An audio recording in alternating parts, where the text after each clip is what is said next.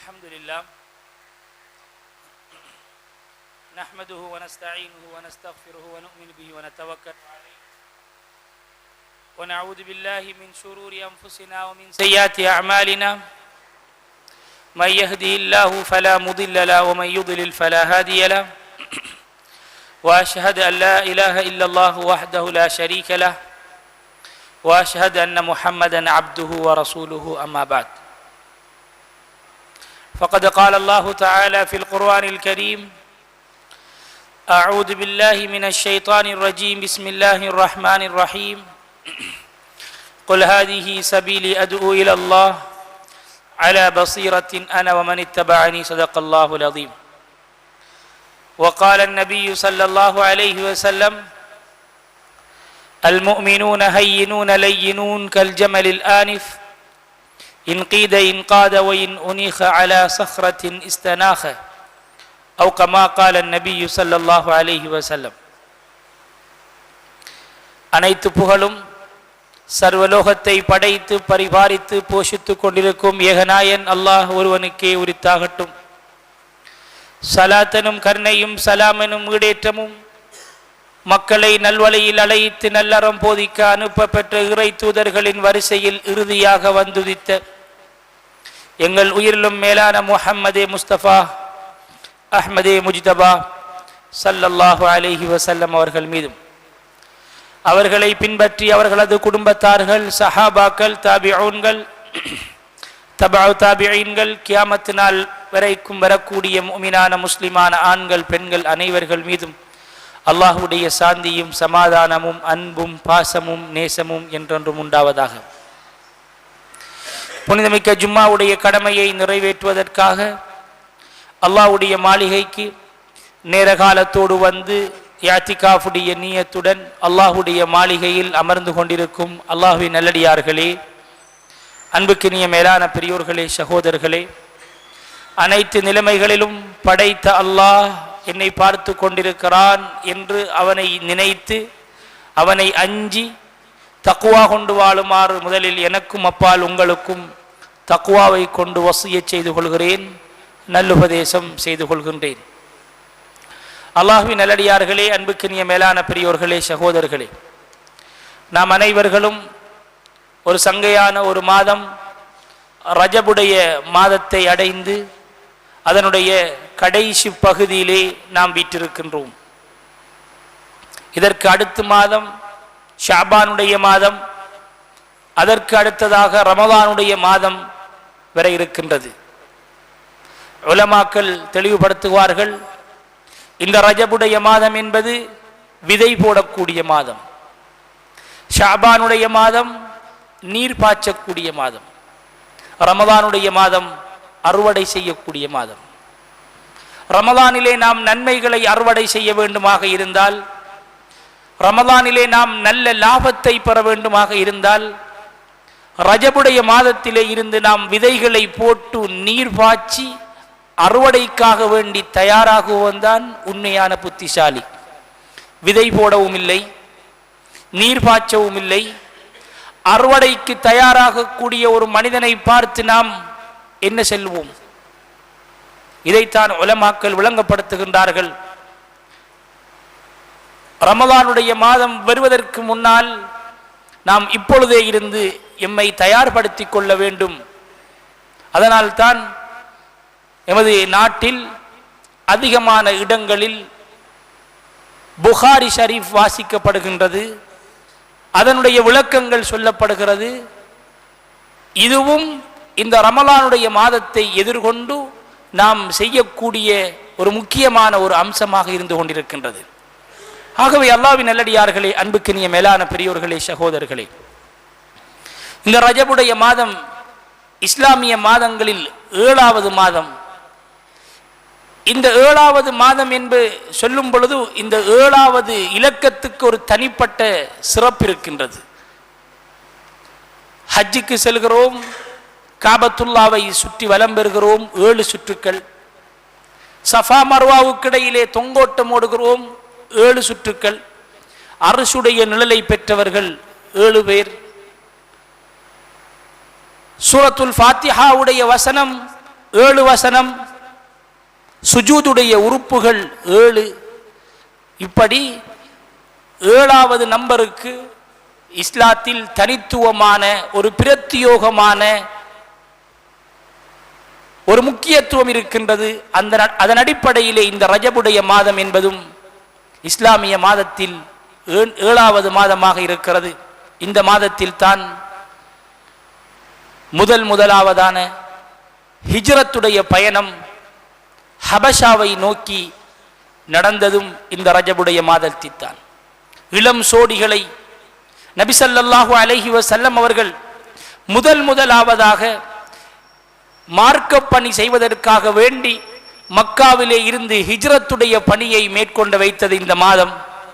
பைத்துல் முகத்தஸ் வெற்றி கொள்ளப்பட்டது இந்த மாதம். அல்லாஹ்வின் நல்லடியார்களே, அன்புக்கினிய மேலான பெரியோர்களே, சகோதரர்களே, தஹ்வீலுல் கிப்லா, நாம் அனைவர்களும் காபத்துல்லாவை பார்த்து தொழ வேண்டும் என்ற சட்டம் இறங்கியதும் இந்த மாதத்தில் தான். உலக வரலாற்றின் நபி ஸல்லல்லாஹு அலைஹி வஸல்லம் அவருடைய வாழ்க்கையின் கடைசியாக நடந்த யுத்தம் தபூக்குடைய யுத்தமும் இந்த மாதத்தில் தான். ஸ்பெயின் வெற்றி கொள்ளப்பட்டது இந்த மாதம். நபி ஸல்லல்லாஹு அலைஹி வஸல்லம் அவர்கள் ஆமினா நாயகியின் கருவிலே அவர்கள் தரித்ததும் இந்த மாதம்தான். அப்படியான ஒரு சங்கையான இந்த ரஜபுடைய மாதத்தை நாம் அடைந்து இதனுடைய புனிதங்களை மதித்து வாழக்கூடியவர்களாக நாம் அனைவர்களும் மாற வேண்டும். அதிகமான உலமாக்களுடைய கருத்தின்படி இஸ்ரா மிஅராஜ் என்று சொல்லக்கூடிய விண்வெளி பயணம் இந்த ரஜபுடைய மாதத்தில் தான் நடைபெற்றது என்பதை உலமாக்கள் எழுதுகின்றார்கள். அல்லாஹ்வின் நல்லடியார்களே, அன்புக்கினிய மேலான பெரியோர்களே, சகோதரர்களே, நபி ஸல்லல்லாஹு அலைஹி வஸல்லம் அவர்கள் மக்காவிலே வாழ்ந்து கொண்டிருக்கின்றார்கள். தன்னுடைய 47வது வயது முஷ்ரிக்கீன்களின் மூலமாக சொல்லன்னா பிரச்சனைகளும் இன்னல்களும் அவர்களுக்கு ஏற்பட்டது. இந்த 47 வயசிலே நபி ஸல்லல்லாஹு அலைஹி வஸல்லம் அவர்களையும் சஹாபாக்களையும் ஷிஅபே அபி தாலிப் என்று சொல்லக்கூடிய பள்ளத்தாக்கில் 3 வருட காலம் எந்த ஒரு சாப்பாடும் இல்லாமல் எந்த ஒரு குடிபானமும் இல்லாமல் அடைத்து வைத்தார்கள். நீங்கள் இந்த பள்ளத்தாக்கிலே கிடந்து நீங்கள் மௌத்தாகி விடுங்கள், நீங்கள் ஊருக்குள் வர வேண்டாம் என்று அந்த பள்ளத்தாக்கிலே வைத்து அடைத்து பொருளாதார தடையை செய்து விட்டார்கள். சஹாபாக்கள் சொல்கின்றார்கள், இந்த 3 வருடமும் எங்களுடைய சாப்பாடுகள் எல்லாம் தீர்ந்து நாங்கள் இலைகளை சாப்பிட்டோம். அதனால் ஆடு மாடு விட்டைகள் கழிப்பதை போன்று நாங்கள் மலம் கழித்தோம். 3 வருடம். அல்லாஹ்வின் நல்லடியார்களே, லாக்டவுன், சித்திரவதை. நபி ஸல்லல்லாஹு அலைஹி வஸல்லம் அவர்கள் பொறுமையாக இருக்கின்றார்கள். இந்த 3 வருடம் காலம் கடிந்து தன்னுடைய 50வது வயதிலே அவர்கள் போட்ட ஒப்பந்தத்தை காபத்துல்லாவிலே கொலுகி வைக்கின்றார்கள். அதை அப்படியே கரையான் அரித்து அது இல்லாமல் போய்விடுகின்றது. அந்த ஒப்பந்தம் செயலிழந்து விடுகிறது. 50 வயதிலே நபி ஸல்லல்லாஹு அலைஹி வஸல்லம் அவர்கள் அந்த பள்ளத்தாக்கிலே இருந்து சஹாபாக்களுடன் வெளியாகின்றார்கள். வந்து 2 மாதமாகவில்லை, தன்னுடைய கை கொடுத்த அபூ தாலிப் அவர்களும் மௌத்தாகிவிட்டார்கள். அவர்கள் மௌத்தாகி இன்னும் சில நாட்கள் கழியவில்லை, தன்னுடைய அன்பு மனைவி ஹதீஜா நாயகி ரலியல்லாஹு தஆலா அன்ஹா அவர்களும் மரணமடைந்து விட்டார்கள். அந்த 51வது வயது நபி ஸல்லல்லாஹு அலைஹி வஸல்லம் அவருடைய வாழ்க்கையில் தொடர்ச்சியாக நடக்கக்கூடிய 2 மரணங்கள். அதனால் அந்த வருடத்துக்கு ஆமுல் ஹுசுன், கவலை ஆண்டு என்றே பெயர் வைத்து விட்டார்கள். நபி ஸல்லல்லாஹு அலைஹி வஸல்லம் அவர்கள் மிகவும் கவலை அடைந்தார்கள். ஏன்? எனக்காக வேண்டி உதவி செய்யக்கூடிய, இந்த மார்க்கத்துக்கு உதவி செய்யக்கூடிய என்னுடைய வலதுகரம், என்னுடைய இடதுகரம் 2 பேர்களும் திடீரென்று மௌத்தாகிவிட்டார்கள். இதை நினைத்து நபி ஸல்லல்லாஹு அலைஹி வஸல்லம் அவர்கள் கவலை அடைந்தார்கள். ஆமுல் ஹுசுன், கவலை ஆண்டு. என்ன செய்வது என்று தெரியாது. இப்பொழுது அல்லாஹ்வுடைய கட்டளை வருகிறது, மக்காவிலே உங்களுக்கு உதவி செய்வதற்கு யாரும் இல்லை, உங்களை சித்திரவதை செய்கின்றார்கள், உங்களை துன்புறுத்துகின்றார்கள். ஆகவே நீங்கள் தாயிஃபுக்கு செல்லுங்கள். தாயிஃபுக்கு சென்று அந்த மக்களுடைய பங்களிப்பை, அந்த மக்களுடைய உதவியை நீங்கள் பெற்றுக்கொள்ளுங்கள் என்ற கட்டளை வருகிறது. நபி ஸல்லல்லாஹு அலைஹி வஸல்லம் அவர்கள் தாயிஃப் மண்ணை நோக்கி நடைபாதையாக செல்கின்றார்கள். அல்லாஹ்வின் நல்லடியார்களே, அந்த மக்களும் ஏசினார்கள், தூற்றினார்கள், கல்லால் அடித்து விரட்டினார்கள். கஷ்டம், கஷ்டத்துக்கு மேல் கஷ்டம், அடி, அடிக்கு மேல் அடி. அல்லாஹ்வின் நல்லடியார்களே, 3 வருடம் ஷுஐப் அபி தாலிபின் பொருளாதார தடை. வெளியிலே வந்தால் மரண செய்தி, மீண்டும் ஊரை விட்டு வெளியிலே போனால் அங்கும் ஏச்சும் பேச்சும் கல்லடியும், கஷ்டத்துக்கு மேல் கஷ்டம். நபி ஸல்லல்லாஹு அலைஹி வஸல்லம் அவர்கள் தாயிஃபை விட்டு ஓடி வந்து மக்காவிலே தன்னுடைய பால்குடி சொந்தம் உம்மு ஹானி ரலியல்லாஹு தஆலா அன்ஹா அவர்களுடைய வீட்டிலே தூங்கிக் கொண்டிருக்கின்றார்கள். அந்த நேரத்தில் தான் அவர்கள் தூங்கிக் கொண்டிருந்த அந்த வீட்டுடைய முகட்டை பித்து கொண்டு, முகட்டை விரித்து கொண்டு ஜிப்ரீல் அலைஹிஸ்ஸலாம் அவர்கள் தங்கத்தட்டிலே ஜம்சம் தண்ணியை கொண்டு வந்து நபி ஸல்லல்லாஹு அலைஹி வஸல்லம் அவர்களை மஸ்ஜிதுல் ஹரத்துக்கு அழைத்து சென்று அவருடைய இதயத்தை 2ஆக பிளந்து அவருடைய உள்ளத்தை எடுத்து அந்த ஜம்சம் தண்ணியின் மூலமாக அந்த தங்க தட்டிலே வைத்து கழுகுகின்றார்கள். கழுகியதற்கு பிறகுதான் இந்த இஸ்ரா என்ற பயணம் ஆரம்பிக்கின்றது. இதைத்தான் அல் குர்ஆன் கூறுகின்றது. சுப்ஹானல்லதீ அஸ்ரா பிஅப்திஹி லைலம் மினல் மஸ்ஜிதில் ஹராம் இலல் மஸ்ஜிதில் அக்ஸல்லதீ பாரக்னா ஹவுலா. நாங்கள் மஸ்ஜிதுல் ஹரத்திலே இருந்து மஸ்ஜிதுல் அக்ஸா என்ற அந்த நபிமார்கள் வாழ்ந்த பூமிக்கு அவர்களை நாங்கள் இரா பயணம் கொண்டு சென்றோம். இஸ்ரா என்று சொன்னால் இரவு பயணம். அல்லாஹ்வின் நல்லடியார்களே, மஸ்ஜிதுல் ஹரத்திலே இருந்து பைத்துல் முகத்தஸிற்கு செல்வதற்கு 40 இரவுகள் தேவை. ஃப்ளைட்டிலே போக வேண்டுமாக இருந்தால் 1.5 நாள் தேவை. அந்த பிரயாணத்தை சில மணி நேரங்களில் கடக்கின்றார்கள். புராக் என்ற வாகனம் நபி ஸல்லல்லாஹு அலைஹி வஸல்லம் அவர்களுக்காக வேண்டி கொண்டு வந்து வைக்கப்படுகிறது. அது கழுதையும் அல்ல, அது குதிரையும் அல்ல, ஒரு வித்தியாசமான ஒரு வாகனம். அந்த வாகனத்திலே நபி ஸல்லல்லாஹு அலைஹி வஸல்லம் அவர்கள் ஏறுகின்றார்கள். ஏறி அந்த பைத்துல் முகத்தஸை அடைகின்றார்கள். அங்கே சென்றால் தன்னுடைய அந்த புராக் என்ற வாகனத்தை அங்கே பைத்துல் முகத்தஸிலே இருந்த ஒரு தூணிலே அவர்கள் கட்டிவிட்டுத்தான் பள்ளிவாசலுக்குள் நுழைகின்றார்கள். இதிலே எமக்கு ஒரு படிப்பினை இருக்கிறது. தவக்குல் என்பது நாம் ஒட்டகத்தை கட்டிவிட்டுதான் அல்லாஹ்வின் மீது நம்ப வேண்டும். எல்லா விதமான ஏற்பாடுகளையும் செய்துவிட்டுதான் அல்லாஹ் என்னை பாதுகாப்பான், அல்லாஹ் எனக்கு ரிஸ்க் அளிப்பான் என்று நாம் நம்பிக்கையை கொண்டு வர வேண்டும். அல்லாஹ்வின் நல்லடியார்களே, ஏனென்றால் இந்த புராக் என்ற வாகனத்துக்கு இதற்கு முன்னால் யாரும் ஏறியதும் கிடையாது, இதற்கு பிறகு யாரும் ஏறுவதும் கிடையாது. இது நபி ஸல்லல்லாஹு அலைஹி வஸல்லம் அவர்களுக்கென்றே படைக்கப்பட்ட ஒரு வாகனம். ஆனால் அந்த வாகனத்தையும் அவர்கள் கட்டி வைத்து விட்டுதான் தொழுகையிலே மேற்கொண்டார்கள். அல்லாஹ்வின் நல்லடியார்களே, அல்லாஹ் நாடினால் தன்னுடைய அன்பு நபி ஸல்லல்லாஹு அலைஹி வஸல்லம் அவர்களை கண் சிமிட்டும் நேரத்துக்குள் அல்லாஹ் வானத்துக்கு உயர்த்தி இருக்கலாம். அல்லாஹ்வினால் முடியாமல் இல்லை. ஆனால் ஒரு வாகனத்தை கொடுத்து அவரை மக்காவிலே இருந்து பைத்துல் முகத்தஸுக்கு அல்லாஹ் அனுப்புகிறான் என்றால் காரண காரியங்களை நீங்கள் எடுத்துக்கொள்ள வேண்டும். எதுவுமே நீங்கள் செய்யாமல் அல்லாஹ் தருவான், முகட்டை கிழித்து கொண்டு வரும், வானத்தை கிழித்து கொண்டு வரும் என்று நீங்கள் நம்பி விட வேண்டாம்.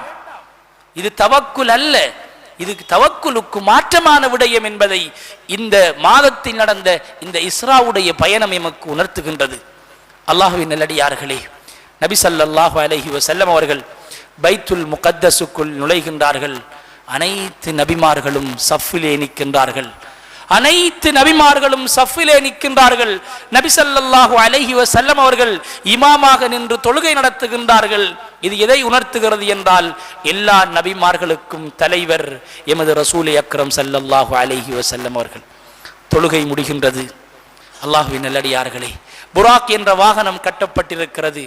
இதற்கு பிறகு மிஅராஜுடைய பயணம் அங்கிருந்துதான் ஆரம்பமாகின்றது. மிஅராஜுடைய பயணம், வானத்துக்கு ஏறுவது, இதற்கு பயன்படுத்தியது புராக் என்ற வாகனம் அல்ல.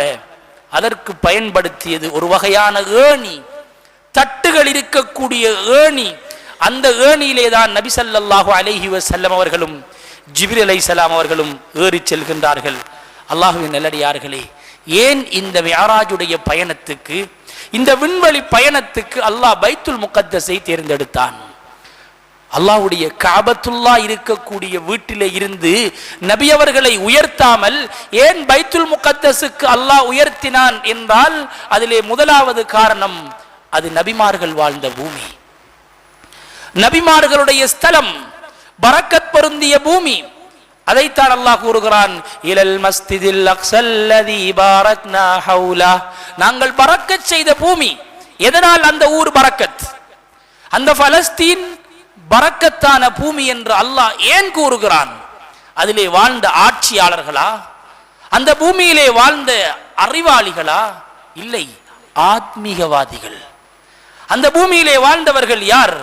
அல்லாஹ்வின் நல்லடியார்களே, இப்ராஹிம் அலைஹிஸ்ஸலாம், சாரா அலைஹிஸ்ஸலாம், யாக்கூப் அலைஹிஸ்ஸலாம், யூசுப் அலைஹிஸ்ஸலாம், மரியம் அலைஹிஸ்ஸலாம், மூசா அலைஹிஸ்ஸலாம், இது போன்ற ஆத்மீக தலைவர்கள் வாழ்ந்த பூமி.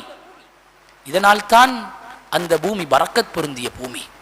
எமது ஊரும் பரக்கத் பொருந்திய ஒரு ஊராக மாற வேண்டுமாக இருந்தால், எமது ஊருக்கும் அல்லாஹ்வுடைய ரஹ்மத்துகளும் பரக்கத்துகளும், வானத்துடைய பரக்கத்துகள் கொட்ட வேண்டும், பூமியுடைய பரக்கத்துகள் செழிக்க வேண்டுமாக இருந்தால் ஆத்மீக தலைவர்கள் உருவாக வேண்டும். ஆத்மீகம் நிறைந்த, அல்லாஹ்வை பயப்படக்கூடிய, மறுமையுடைய சிந்தனை உள்ள மக்கள் உருவாகுவது, இதுதான் இந்த ஊருடைய பரக்கத். அல்லாஹ்வை மறந்த படிப்பு, அல்லாஹ்வை மறந்த பொருளாதாரம், அல்லாஹ்வை மறந்த ஆட்சி, அல்லாஹ்வை மறந்த கல்வி, இது சமூகத்தில் எந்த ஒரு படைப்பையும் உருவாக்க மாட்டாது, அழிவைத்தான் உருவாக்கும். அல்லாஹ்வின் நல்லடியார்களே, ஆகவே நாம் ஒவ்வொருவர்களும் இதை சிந்திக்க வேண்டும். அல்லாஹ் ஒரு ஊரை பரக்கத் பொருந்திய ஊர் என்று கூறுகிறான் என்றால் அதற்கு காரணம் என்ன? ஆத்மீக தலைவர்கள், ஆத்மீகம் நிறைந்த மனிதர்கள் சமூகத்திலே காணப்பட வேண்டும். அல்லாஹ்வை பற்றி, மறுமையை பற்றி சிந்திக்கக்கூடிய மனிதர்கள் உருவாக வேண்டும். உலகத்தை பேசக்கூடிய, உலகத்தை நேசிக்கக்கூடிய, உலகத்தின் இன்பங்களை கண்டு மயங்கக்கூடிய மனிதர்கள் தேவையில்லை. அவர்களுடைய சகவாசமும் கூடாது. வலா துதி' மன் அக்ஃபல்னா கல்பஹு அன் ذிக்ரினா, யாருடைய உள்ளத்தில் எங்களை மறந்த தன்மை இருக்கின்றதோ அவர்களுடன் உங்களுடைய சகவாசம் கூடாது. அல்லாஹ்வின் நல்லடியார்களே, ஆகவே நபி ஸல்லல்லாஹு அலைஹி வஸல்லம் அவர்களை அந்த மிஅராஜுடைய பயணத்துக்காக வேண்டி தேர்ந்தெடுத்த அந்த மண், அது நபிமார்கள் வாழ்ந்த, ஆத்மீகம் செழித்த ஒரு பூமி. இரண்டாவது காரணம், அந்த பலஸ்தீனுடைய பூமி வானத்துக்கு மிகவும் நெருக்கமாக இருக்கிறது.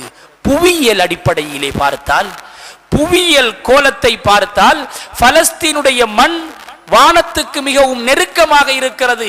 அதனால் தான் அல்லாஹ் அந்த இடத்துக்கு அவரை எடுத்து அங்கிருந்து உயர்த்தினான் என்பதாக இன்று விஞ்ஞானம் சான்று பகிர்கின்றது. அல்லாஹ்வின் நல்லடியார்களே, அன்புக்கினிய மேலான பெரியோர்களே, சகோதரர்களே, நபி ஸல்லல்லாஹு அலைஹி வஸல்லம் அவர்கள் முதலாவது வானத்தை அடையும் பொழுது ஒரு அழகான ஒரு நறுமணம் வீசியது. ஜிப்ரீல் அலைஹிஸ்ஸலாம் அவரிடத்திலே கேட்டார்கள், ஒரு அழகான ஒரு வாசம் ஒன்று வீசுகிறது, ஒரு நறுமணம் வீசுகிறது, இது எங்கிருந்து வருகிறது? சொன்னார்கள், மாஷிதா பின்த் ஃபிரௌன் என்ற அந்த குடும்பத்தின் கபரிலே இருந்து வரக்கூடிய வாசம் என்றார்கள். யார் அந்த பெண்மணி? சொன்னார்கள், ஃபிரௌனுடைய வீட்டு வேலைக்காரியாக இருந்த பெண்மணி, ஃபிரௌனுடைய மகளுக்கு தலை சீவக்கூடிய பெண்மணி, ஃபிரௌனுக்கு தெரியாமல் அல்லாஹ்வை நம்பி ஈமான் கொண்டு மறுமையை பயந்து வாழ்ந்த ஒரு பெண்மணி. ஒரு சமயத்தில் தன்னுடைய மகளுடைய தலையை வாரிக்கொண்டிருக்கும் பொழுது சீப்பு கீழே விழுந்து விட்டது. அந்த சீப்பை எடுக்கும் பொழுது பிஸ்மில்லா என்று சொல்லி எடுத்தாள். இந்த வார்த்தை ஃபிரௌனுடைய மகளுடைய காதிலே கேட்டுவிட்டது. அவள் சொன்னால், என்னுடைய தந்தையுடைய பெயரை சொல்லாமல் நீ யாருடைய பெயரை சொல்கிறாய் என்று கேட்ட பொழுது அந்த பெண்மணி தைரியமாக சொன்னால், ரப்பு ஸமாவாதி வல் அர்த், இந்த 7 வானம் 7 பூமியின் ரப்பு, அதை நான் நம்பி இருக்கிறேன் என்று மகளிடத்தில் சொன்ன பொழுது அந்த மகள் அழுது கொண்டு போய் ஃபிரௌனிடத்திலே சொல்லிவிட்டான். ஃபிரௌன் சொன்னான், நீ என்னை மறுத்துவிட்டு அல்லாஹ்வை நம்பி இருக்கின்றாயா? உன்னுடைய நம்பிக்கையை நீ விட வேண்டும், உன்னுடைய ஈமானை நீ விட வேண்டும், உன்னுடைய மறுமையுடைய இந்த கோட்பாடை விட வேண்டும், மௌத்துக்கு பின்னால் வாழ்க்கை ஒன்று இருக்கிறது என்பதை நீ மறுக்க வேண்டும். அந்த பெண்மணி சொன்னால், இல்லை. அதற்கு அவன் கொடுத்தான் தண்டனை. அல்லாஹ்வின் நல்லடியார்களே, அன்புக்கு நீங்க மேலான பெரியோர்களே, சகோதரர்களே, எண்ணெய் சட்டியை நெருப்பிலே வைத்து சூடாக்கி அந்த பெண்மணியுடைய ஒவ்வொரு குழந்தைகளையும் நெருப்பிலே போட்டு பொரித்தான். தாய் பார்த்து கொண்டிருக்கிறாள். தாயுடைய கண்ணுக்கு முன்னால் ஒவ்வொரு பிள்ளையாக போட்டு நெருப்பு சட்டியிலே பொரிக்கப்படுகின்றது. அந்த தாயுடைய மனம் எவ்வளவு பாடுபட்டிருக்கும். ஆனால் ஈமானை விடவில்லை. அல்லாஹ்வின் நல்லடியார்களே, இன்று நாம் எமது குழந்தைகளுக்காக வேண்டி மார்க்கத்தையே இழந்து விடுகிறோம். எமது மனைவிக்காக வேண்டி, எமது பிள்ளையை சந்தோஷப்படுத்த, எமது குழந்தையை திருப்திப்படுத்த, எமது ஊரார்களை திருப்திப்படுத்த, எமது மக்களை திருப்திப்படுத்த, எமது வகுப்பு நண்பர்களை திருப்திப்படுத்த இன்று நாம் அல்லாஹ்வை கோபப்படுத்துகிறோமே. ஆனால் அந்த பெண்மணியுடைய ஈமானை பாருங்கள். அல்லாஹ்வை கோபப்படுத்த கூடாது, அல்லாஹ்வை திருப்திப்படுத்த வேண்டும் என்பதற்காக வேண்டி கண் முன்னால் தன்னுடைய குழந்தைகள் பொரிக்கப்படுகின்றார்கள். அதை பார்த்து பொறுமையாக இருக்கிறார். ஒரு குழந்தை, 2 குழந்தை, 3ஆவதாக இருந்தது கை குழந்தை. அல்லாஹு அக்பர். பால் குடிக்கக்கூடிய கை குழந்தை அந்த தாயுடைய மடியிலே இருந்த குழந்தையை பறித்து அந்த குழந்தையையும் அவன் நெருப்பு சட்டியிலே, அந்த எண்ணெய் சட்டியிலே போட ஆரம்பிக்கும் பொழுது அந்த தாய் கொஞ்சம் மனம் உருகிவிட்டாள். இந்த மனம் உருகுவதை அறிந்த அல்லாஹ் அந்த தொட்டிலே இருந்த அந்த பால் குடிக்க கூடிய குழந்தை பேசியது, யா உம்மா லா தகாஃபி வலா தஜ்ஸஇ வஅன்தி அலல் ஹக். தாயே, நீ கலங்க வேண்டாம், நீ பயப்பட வேண்டாம், நீ ஹக்கிலே இருக்கிறாய், உன்னுடைய ஈமான் சரி என்று அந்த குழந்தை பேசியது. அந்த தாய்க்கு அந்த குழந்தையுடைய வார்த்தையை கேட்டு மனதிலே உறுதி வருகின்றது. அந்த குழந்தையையும் போட்டு எரிக்கின்றான். அல்லாஹ்வின் நல்லடியார்களே, இதை பார்த்து அந்த தாய் மனம் தாங்காமல் அந்த தாயும் மரணித்து விட்டாள். இந்த குடும்பத்துடைய கபருல இருந்து வரக்கூடிய வாசம்தான் இந்த நறுமணம் என்பதாக ஜிப்ரீல் அலைஹிஸ்ஸலாம் அவர்கள் கூறினார்கள்.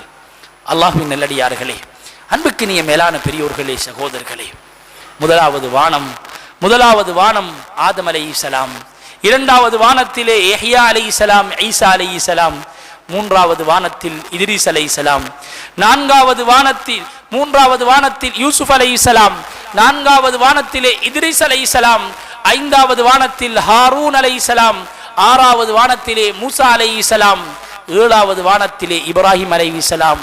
இப்படி ஒவ்வொரு நபிமார்களையும் சந்தித்து சலாம் சொல்லி அவர்களுடன் அன்பாக பேசிவிட்டு 7வது வானத்துக்கு போகிறார்கள். இப்ராஹிம் அலைஹிஸ்ஸலாம் அவர்கள் பைத்துல் மஅமூர் என்று சொல்லக்கூடிய ஒரு காபத்துல்லா இருக்கின்றது. அது எமது காபத்துல்லாவுக்கு நேர் திசையிலே 7வது வானத்திலே இருக்கின்றது. நாம் தவாப் செய்வதை போன்று 7வது வானத்திலே மலக்குமார்கள் தவாப் செய்து கொண்டிருக்கின்றார்கள். அந்த பைத்துல் மஅமூருடைய சுவரிலே இப்ராஹிம் அலைஹிஸ்ஸலாம் அவர்கள் சாய்ந்து கொண்டிருக்கின்றார்கள். நபி ஸல்லல்லாஹு அலைஹி வஸல்லம் அவர்கள் சலாம் சொல்கின்றார்கள். அல்லாஹ்வின் நல்லடியார்களே, அதற்கு பின்னால் அப்படியே போகின்றார்கள் சித்ரத்துல் முன்தஹா என்று சொல்லக்கூடிய இலந்த இலை மரம். அது அந்த இலந்த இலை மரம் சொர்க்கத்திலே இருக்கக்கூடிய மரம். ஆனால் இவர்கள் இன்னும் சொர்க்கத்துக்கு போகவில்லை. அந்த சித்ரத்துல் முன்தஹா என்று சொல்லக்கூடிய இறுதி தீட்சையை அடைகின்றார்கள். அந்த மரத்துடைய பருமன் எப்படி தெரியுமா இருந்தது? அதனுடைய இலை கஆதானில் ஃபீலா, யானையுடைய சொவியை போன்றிருந்தது. அந்த மரத்தை சூழ தங்க பூச்சிகள் ரீங்காரமிட்டு கொண்டிருந்தது. அந்த இலந்த இலை மரத்திலே முள்ளில்லை. ஃபீ சிதிரிம் மஹ்தூத். அல்லாஹ் குர்ஆனிலே கூறுகிறான், முள்ளில்லாத இலந்த இலை மரம். அதை அடைகின்றார்கள். அந்த மரத்துக்கு அடியிலே இருந்து 4 ஆறுகள் ஓடிக்கொண்டிருக்கின்றது. ஒரு ஆறு தஸ்னீம் என்ற ஆறு ஓடிக்கொண்டிருந்தது. அது சொர்க்கத்தின் ஆறு. அதற்கு பக்கத்திலே இன்னும் ஒரு ஆறு ஓடிக்கொண்டிருக்கிறது. ஐனம் ஃபீஹா துஸம்மா சல்சபீலா. சல்சபீல் என்று சொல்லக்கூடிய இன்னும் ஒரு ஆறு, அந்த சொர்க்கத்தின் ஆறு, அந்த மரத்தின் அடியிலே ஓடிக்கொண்டிருக்கிறது. இன்னும் 2 ஆறு, ஃபுராத், நைல் நதி. இந்த இரண்டும் அதனுடைய ஆரம்பம் சிதறத்துல் முன்தஹா. இது உலகத்திலே இருக்கக்கூடிய ஆறு. விஞ்ஞானம் சொல்கின்றது இந்த 2 ஆற்றுக்கும் உரிய ஆரம்பம் எங்கென்று தெரியாது. மார்க்கம் சொல்கின்றது இந்த 2 ஆறும் அதனுடைய ஆரம்பம் சிதறத்துல் முன்தஹா. அல்லாஹ்வின் நல்லடியார்களே, அன்புக்கினிய மேலான பெரியோர்களே, சகோதரர்களே, இந்த சிதறத்துல் முன்தஹாவை தாண்டி ஜிப்ரீல் அலைஹிஸ்ஸலாம் அவர்களுக்கும் போக முடியாது. அவர்கள் சொல்கிறார்கள், இந்த எல்லையை தாண்டி என்னால் வர முடியாது, நீங்கள் போக வேண்டும். நான் இந்த எல்லையை தாண்டி வந்தால் நான் கருகி விடுவேன், என்னால் முடியாது என்று சொன்ன பொழுது பறக்கும் தட்டு, ரஃப்ரஃபுல் ஹதர், அஹ்தர் என்று சொல்லக்கூடிய பறக்கும் தட்டு கொண்டு வந்து வரப்படுகிறது. இப்பொழுது நபி ஸல்லல்லாஹு அலைஹி வஸல்லம் அவர்கள் அதிலே ஏறி உட்கார்கிறார்கள். அது அப்படியே அவரை பறந்து எடுத்துக்கொண்டு சொர்க்கத்தின் காட்சிகளை பார்க்கிறார்கள், நரகத்தின் காட்சிகளை பார்க்கிறார்கள். சொர்க்கத்தின் அனைத்து இன்பங்களையும் பார்த்து கடைசியாக கொண்டு போய் அந்த பறக்கும் தட்டு அல்லாஹ்வுக்கு முன்னால் கொண்டு போய் அவரை இறக்குகிறது. அல்லாஹ் கூறுகிறான், சும்மதனா ஃபததல்லா ஃபகான காப கௌஸைனி அவ் அத்னா. அல்லாஹ்வுக்கு நெருக்கமாக இருக்கின்றார்கள். ஃபௌஹா இலைஹி மா அவ்ஹா ஃபௌஹா இலா அப்திஹி மா அவ்ஹா. அல்லாஹ் அவருக்கு வஹி அனுப்புகிறான். அந்த இடத்திலேதான் அவர்கள் அல்லாஹ்வுக்கு சுப்ஹானஹு தஆலா நபி ஸல்லல்லாஹு அலைஹி வஸல்லம் அவருடன் நேரடியாக பேசுகிறான். அங்கே வைத்துதான் தொழுகையை கடமையாக்குகிறான். 50 நேர தொழுகையை கடமையாக்குகிறான். அந்த இடத்தில் வைத்து அல்லாஹ் இன்னும் ஒரு விடயத்தை நபி ஸல்லல்லாஹு அலைஹி வஸல்லம் அவர்களுக்கு பரிசாக கொடுத்தான். அதுதான் சூரத்துல் பக்ராவுடைய கடைசி 2 வசனம், ஆமனர் ரசூல். இந்த ஆமனர் ரசூல் இறங்கியது அது அல்லாஹ் சுப்ஹானஹு தஆலா அவன் நபி ஸல்லல்லாஹு அலைஹி வஸல்லம் அவர்களை தன்னகம் எடுத்து இந்த 2 வசனங்களையும் அவர்களுக்கு கொடுத்தான். அல் குர்ஆனுடைய அனைத்து வசனங்களும் உலகத்தில் தான் இறங்கியது. அதை கொண்டு வந்தது ஜிப்ரீல் அலைஹிஸ்ஸலாம். ஆனால் இந்த ஆமனர் ரசூல் என்ற இந்த 2 வசனங்களையும் அல்லாஹ் சுப்ஹானஹு தஆலா நபி ஸல்லல்லாஹு அலைஹி வஸல்லம் அவர்களுக்கு கொடுத்தது 7வது வானத்துக்கு உயர்த்தி அவனுடைய சன்னிதானத்தில் வைத்து கொடுத்தான்.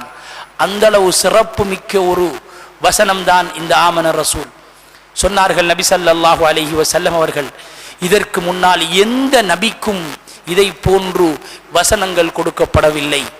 யார் ஒரு இரவில் தூங்கும் பொழுது இந்த ஆமனர் ரசூலை ஓதுவாரோ அவருடைய எல்லா விதமான கவலைகளுக்கும் போதுமாகிவிடும். யார் ஆமனர் ரசூலை ஓதி அவர் அல்லாஹ்விடத்திலே பிரார்த்தித்தால் அவருடைய துஆ ஏற்றுக்கொள்ளப்படும். யார் இந்த ஆமனர் ரசூலை 3 இரவுகள் வீட்டிலே தூங்கும் பொழுது ஓதி தன்னுடைய பிள்ளைகளுக்கு ஊதினால் எந்த விதமான ஷைத்தானுடைய கெடுதிகளை விட்டும் அவர்களுடைய குடும்பத்திலே இருக்கக்கூடிய உறுப்பினர்கள் பாதுகாக்கப்படுவார்கள் என்பதாக நபி ஸல்லல்லாஹு அலைஹி வஸல்லம் அவர்கள் கூறினார்கள். அல்லாஹ்வின் நல்லடியார்களே, இப்படியான ஒரு பரக்கத்தான ஒரு சங்கையான 2 வசனங்கள் தான் ஆமனர் ரசூல். இது நாம் அனைவர்களுக்கும் பாடம் இல்லாதவர்கள் இதை மனனமிட்டு நாம் ஒவ்வொரு இரவும் ஓத வேண்டிய முக்கியமான ஒரு ஆயுதம் இந்த ஆமனர் ரசூல். இது மிஅராஜுடைய பயணத்தின் போதுதான் இறக்கப்பட்டது. 50 நேர தொழுகையை நபி ஸல்லல்லாஹு அலைஹி வஸல்லம் அவர்கள் நெஞ்சிலே சுமந்து கொண்டு வருகின்றார்கள். மூசா அலைஹிஸ்ஸலாம் அவர்கள் கேட்டார்கள், அல்லாஹ் என்ன தந்தான்? 50 நேர தொழுகை தந்தான். அப்படியா? ஆனால் உங்களுடைய உம்மத்தினர்கள் இதை செய்ய மாட்டார்கள், குறைத்து கொண்டு வாருங்கள். குறைத்து கடைசியாக 5 நேர தொழுகையாக குறைக்கப்பட்டது. அல்லாஹ்வின் நல்லடியார்களே, அன்புக்கினிய மேலான பெரியோர்களே, சகோதரர்களே, உலமாக்கள் கூறுகின்றார்கள், யார் இந்த 5 நேர தொழுகையை தொழுகிறாரோ அவர் 50 நேர தொழுதுடைய நன்மை அவருக்கு கிடைக்கும் என்பதாக உலமாக்கள் கூறுகின்றார்கள். இப்பொழுது மியாராஜுடைய பயணம் சென்றுவிட்டு நபி ஸல்லல்லாஹு அலைஹி வஸல்லம் அவர்கள் மறுநாள் சுபகுக்கு பிறகு சஹாபாக்களிடத்திலே மக்களிடத்திலே அறிவித்தார்கள். யகூதிகள் சந்தேகித்தார்கள், முஷ்ரிக்கீங்கள் பொய்ப்பித்தார்கள். யகூதிகள் சொன்னார்கள், நீங்கள் பைத்துல் முகத்தஸுக்கு சென்றா அது எங்களுடைய ஆலயம், பைத்துல் முகத்தஸ் என்பது எங்களுடைய ஆலயம், அது எவ்வாறு இருக்கும் என்று எங்களுக்கு தெரியும், நீங்கள் போனால் அது எப்படி இருக்கும் என்று எங்களுக்கு சொல்லுங்களேன் என்று சொன்ன பொழுது நபி ஸல்லல்லாஹு அலைஹி வஸல்லம் அவர்கள் அந்த பயணத்தை மேற்கொண்டது இரவு நேரத்தில். முதலாவதாக பைத்துல் முகத்தஸுக்கு சென்றிருக்கின்றார்கள். இரவு நேரம் திடீர் பயணம். ஆனால் அவர்கள் மஸ்ஜிதை சுத்தி பார்க்கவில்லை, மஸ்ஜிதுடைய நீளம் அகலத்தை அவர்கள் பார்க்கவில்லை. அல்லாஹ் சுப்ஹானஹு தஆலா பைத்துல் முகத்தஸை தன்னுடைய கண்ணுக்கு முன்னால் உயர்த்தி காட்டினான். நபி ஸல்லல்லாஹு அலைஹி வஸல்லம் அவர்கள் அதை பார்த்து அந்த யகூதிகளுக்கு பதிலளித்தார்கள். அவர்கள் வியந்து விட்டார்கள். முஷ்ரிக்கீங்கள் வந்து சொன்னார்கள், நீங்கள் பொய் சொல்கின்றீர்கள், வானத்திலே இருந்து செய்தி வருகிறது என்று சொன்னீர்கள், இப்பொழுது அதைவிட கூட சொல்கின்றீர்கள், நான் வானத்துக்கு போய் வந்திருக்கிறேன் என்று நீங்கள் பொய் சொல்கின்றீர்கள். அப்படியா? நான் இரவு வரக்கூடிய சந்தர்ப்பத்தில் உங்களுடைய பிரயாண கூட்டத்தின் ஒட்டகங்கள் வந்து கொண்டிருந்தது. நான் வந்த இந்த வாகனத்தை பார்த்து உங்களுடைய ஒரு ஒட்டகம் விரண்டு அதற்கு மேலே அது சுமந்திருந்த அந்த பொதிகளுடைய பாரத்தின் காரணமாக அது விரண்டு ஓடும் பொழுது அதனுடைய கால் உடைந்து விட்டது. இது இரவு நடந்த சம்பவம். நாளை காலை உங்களுடைய பிரயாண கூட்டம் வெறும், நீங்கள் கேளுங்கள் என்று சொன்ன பொழுது முஷ்ரிக்கீங்கள் இரவு தூங்காமல் விழித்து கொண்டு காத்து கொண்டிருக்கிறார்கள். பிரயாண கூட்டம் வருகிறதா என்று. சூரியன் உதயமாகிறது, பிரயாண கூட்டம் வருகிறது.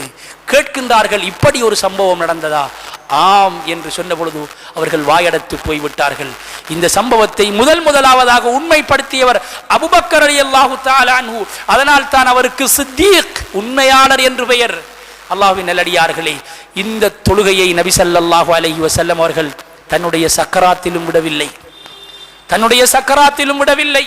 அப்பாஸ் ரலியல்லாஹு தஆலா, அலி ரலியல்லாஹு தஆலா 2 பேர்களுடைய தோளுக்கு மேலும் கையை போட்டுக்கொண்டு கால் இழுபட பள்ளி வாசலுக்கு வந்து தொழுகையை நடத்துகிறார்கள். தான் நோயாளி ஆகுவதற்கு கடைசி நாள் மகரிபுடைய தொழுகை. ஒல் முர்சலாத்தி உர்ஃபா, மறுமை நாளை பற்றி பேசக்கூடிய இந்த முர்சலாத்தி உர்ஃபா என்ற நீளமான இந்த சூறாவை ஓதி மகரிபுடைய தொழுகையை நடத்துகிறார்கள். அல்லாஹ்வின் நல்லடியார்களே, நபி ஸல்லல்லாஹு அலைஹி வஸல்லம் அவர்கள் அவர்களுடைய சக்கராத்திலும் கூட இந்த தொழுகையை அவர்கள் விடவில்லை, சக்கராத்திலும் கூட இந்த தொழுகையை விடவில்லை. நாம் பட்டங்களை, பதவிகளை, அந்தஸ்துகளை, பொருளாதாரத்தை அதிகப்படுத்த வேண்டும் என்று எவ்வளவோ முயற்சிகள் செய்கிறோம். ஆனால் எவ்வளவுதான் பட்டங்கள், பதவிகள், பணம், செல்வாக்கு, அதிகாரம் இருந்தும் தொழுகை இல்லை என்றால் அல்லாஹ்விடத்திலே நாம் ஜீரோ. அல்லாஹ்விடத்தில் நமக்கு எந்த ஒரு மதிப்பும் இல்லை. உமர் ரலியல்லாஹு தஆலா அவர்கள் மௌத்தாகும் பொழுது சொன்ன கடைசி வார்த்தை, லா ஹல்ல ஃபில் இஸ்லாம் லிமன் தரக்க ஸலா. தொழுகையை விட்டவனுக்கு இஸ்லாத்திலே பங்கே இல்லை, தொழுகையை விட்டவனுக்கு இஸ்லாத்திலே பங்கே இல்லை. அல்லாஹ்வின் நல்லடியார்களே, இன்று எத்தனையோ மாநாடுகள் நடக்கின்றது, எத்தனையோ விழிப்புணர்வுகள் நடக்கின்றது, ஊர் சேர்ந்து, சமூகம் சேர்ந்து. அல்லாஹ்வின் நல்லடியார்களே, இன்று அரசாங்கம் எத்தனையோ ப்ராஜெக்டுகள் செய்கிறது, கிளீன் ஆஃப் ஸ்ரீலங்கா. அல்லாஹ்வின் நல்லடியார்களே, இன்று எவ்வளவோ விடயங்கள் செய்கிறோம், நல்ல விடயம். ஆனால் நமது ஊர் சேர்ந்து செய்ய வேண்டிய ஒரு மாநாடு, தொழுகை மாநாடு. இந்த தொழுகை சீராயினால் போதை ஒழிப்பு தேவையில்லை, இந்த தொழுகை சீராயினால் ஆடை கலாச்சாரம் தேவையில்லை, இந்த தொழுகை சீராகினால் வாலிபர்களுக்கு என்று தனியே ஒரு மாநாடு தேவையில்லை. அல்லாஹ்வின் நல்லடியார்களே, தொழுகை சீராகினால் அனைத்தும் சீராகிவிடும். இது இஸ்லாம் சொல்லக்கூடிய அமுத வாக்கு. ஆனால் இதை விட்டு நாம் இன்று எவ்வளவோ முயற்சிகள் செய்கிறோம், எந்த ஒன்றும் பலனளிக்க மாட்டார். அல்லாஹ்வின் நல்லடியார்களை, ஊர் சேர வேண்டும். இது ஒரு ஜமாஅத்தினர், ஒரு இயக்கத்தினர் செய்யக்கூடிய ஒரு சேவையோ அல்ல. இது அனைத்து இயக்கத்தினர்களும், அனைத்து கட்சிகளும், அனைத்து மக்களும் சேர்ந்து, பள்ளிகள், பாடசாலைகள், பெற்றோர்கள் அனைவர்களும் சேர்ந்து ஊர் ஒருமித்து செய்ய வேண்டிய ஒரு முயற்சி. வெளியூர்களுக்கு சென்றிருந்தோம். அவர்கள் என்ன செய்கிறார்கள் என்றால், ஒரு மாதம் தொழுகையை பற்றியே ஜும்மாவுடைய தலைப்பு, 4 வாரமும் ஜும்மாவை பற்றி தலைப்பு, பள்ளி தலைவர், செயலாளர், நிர்வாகம், உலமாக்கள் அனைவர்களும் சேர்ந்து ஒவ்வொரு வீடு வீடாக தட்டி அவர்களை பள்ளிவாசலுக்கு அழைக்கக்கூடிய முயற்சியை செய்கின்றார்கள். இதுதான் பரக்கத், இதுதான் சேவை, இதுதான் மாநாடு, இதுதான் எமது சமூகத்தில் பெரிய ஒரு தாக்கத்தை ஏற்படுத்தும். ஆகவே அல்லாஹ்வின் நல்லடியார்களே, அன்புக்கினிய மேலான பெரியோர்களே, சகோதரர்களே, தொழுகை இல்லை என்றால் அவன் முண்டம். முண்டத்தை கண்டால் எவ்வளவு பயப்படுவோம். இதே போன்றுதான் தொழுகை இல்லாதவனை பார்த்து மலக்குமார்கள் கூட ஓடுகின்றார்கள். காரணம் இல்லாமல் வீடுகளிலே தொழுகிறக்கூடியவர்களுடைய வீட்டை பத்த வைக்க வேண்டும் என்று என் மனம் நாடுகிறது என்று ரசூல் அக்ரம் ஸல்லல்லாஹு அலைஹி வஸல்லம் அவர்கள் சொன்னார்கள். ஆனால் பத்த வைக்கவில்லை. நபி அவர்கள் விரும்பினார்கள். ஒரு கடியானை கூட பத்த வைக்க கூடாது என்று இஸ்லாம் சொல்கின்றது. ஒரு கடியானை கூட எரிக்க கூடாது என்று இஸ்லாம் சொல்கிறது. ஆனால் காரணம் இல்லாமல் வீட்டிலே தொழக்கூடிய மனிதனுடைய வீட்டையும் அவனையும் அவன் குடும்பத்தையும் சேர்த்து பத்த வைக்க வேண்டும் என்று என் மனம் நாடுகிறது என்று எமது அக்ரம் ஸல்லல்லாஹு அலைஹி வஸல்லம் அவர்கள் முனைந்திருக்கிறார்கள் என்றார். நாம் எந்த அளவு இதிலே கவனம் செலுத்த வேண்டும். நிம்மதி இல்லாமல் வாழ்ந்து கொண்டிருக்கிறோம். நிம்மதி தொழுகையிலே இருக்கிறது. பொருளாதார நெருக்கடி தொழுகையிலே இருக்கின்றது. அதற்கான தீர்வு, மழை பொழிகின்றது, வெள்ளம் பெறுகிறது, ஆபத்து வருகிறது, இயற்கை சீற்றங்கள் வருகிறது. நபி ஸல்லல்லாஹு அலைஹி வஸல்லம் அவர்கள் புதினம் பார்க்க போகவில்லை, தொழுகையின் பக்கம் தான் விரைந்தார்கள். இதுதான் நபி ஸல்லல்லாஹு அலைஹி வஸல்லம் அவர்கள் எமக்கு காட்டி தந்த வழிமுறை, வழிகாட்டல். அல்லாஹ்வின் நல்லடியார்களே, ஆகவே நாம் அனைவர்களும் ஒன்று சேர்ந்து இந்த தொழுகை கடமையான இந்த மாதத்திலே இருந்து ஊர் ஒன்றுபட்டு பெரும் ஒரு மாநாட்டை நடத்தி அனைத்து வாலிபர்கள், பெண்கள், ஆண்கள் அனைவர்களும் தொழக்கூடியவர்களாக நாம் உருவாக்குவோமாக இருந்தால் அதுதான் எம் அனைவருடைய வாழ்க்கையின் வெற்றியாகவும் பரக்கத்தாகவும் அமையும். ஆகவே அல்லாஹ் சுப்ஹானஹு தஆலா எம் அனைவர்களையும் கபூல் செய்வானாக. யா அல்லாஹ், எங்கள் அனைவர்களை நீ பொருந்திக் கொள்வாயாக. 5 நேர தொழுகையை பேணுதலாக பக்குவமாக தொழக்கூடிய மக்களாக எங்களை ஆக்குவாயாக. யா அல்லாஹ், எங்களுடைய மௌத்தை யா அல்லாஹ் நல்ல மௌத்தாக ஆக்கிடியா அல்லாஹ், சிறந்த மௌத்தை தந்துவிடியா அல்லாஹ். யா அல்லாஹ் ரப்பே ரஹ்மானே, சொர்க்கத்தை பார்த்து கண் குளிச்சுடன் தொழக்கூடிய ஒரு தொழுகையாக எங்களுடைய தொழுகையை நீ ஆக்கிவிடியா அல்லாஹ். யா அல்லாஹ் ரப்பே ரஹ்மானே, எங்களுடைய கபரை சொர்க்கத்தின் பூங்காவனமாக மாக்குவாயாக. இந்த ஊரை நீ கபூல் செய்வாயாக. இந்த மஹல்லாவை நீ கபூல் செய்வாயாக. இந்த இடத்திலே இருக்கக்கூடிய அனைத்து மக்களும் யா அல்லாஹ் இந்த இடத்திலே நாங்கள் ஒன்று சேர்ந்திருப்பதை போன்று ஃபிர்தௌஸுல் ஆலா என்ற சொர்க்கத்திலே எங்களை ஒன்று சேர்ப்பாயாக. யா அல்லாஹ், காபத்துல்லாவை பார்க்கக்கூடிய சந்தர்ப்பத்தை தந்தருள்வாயாக. யா அல்லாஹ் ரப்பே ரஹ்மானே, இந்த ஊரை நீ கபூல் செய்வாயாக. இந்த ஊருக்கு நீ பரக்கத் செய்வாயாக. இந்த ஊருக்கு வரக்கூடிய அனைத்து விதமான ஆபத்துகளை நீ போக்குவாயாக. ஆத்மீக தலைவர்களை நீ உண்டாக்கி விடு யா அல்லாஹ். வாலிபர்களை கபூல் செய்வாயாக. இந்த வாலிபர்களிடத்திலே யா அல்லாஹ் உன்னுடைய அச்சத்தையும் பயத்தையும் போட்டு விடுவாயாக. யா அல்லாஹ் ரப்பே ரஹ்மானே, யாரெல்லாம் நோயாளிகளாக இருக்கின்றார்களோ அவருடைய நோயை நீ